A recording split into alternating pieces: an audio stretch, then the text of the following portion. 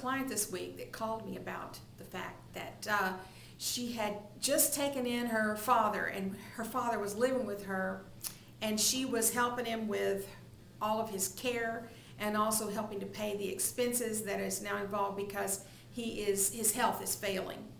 So that's a real important thing to know if you're able to take your parent as a dependent.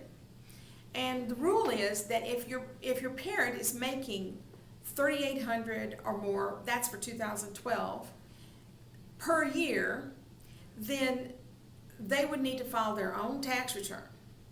So they could not be a dependent of yours.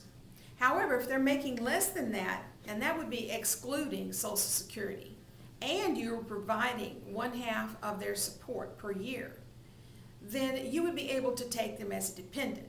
Now, when you take them as a dependent, not only do you get an exemption on your tax return, which is worth the $3,800 deduction, but you also are able to take a deduction for the medical expenses that you might be paying for your parent.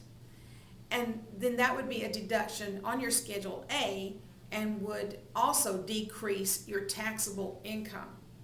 So that would be something to keep in mind, because if that person becomes a dependent of yours, then everything that you could take for yourself as a deduction, you could take for them as a deduction once you have determined they meet the requirements for being your dependent.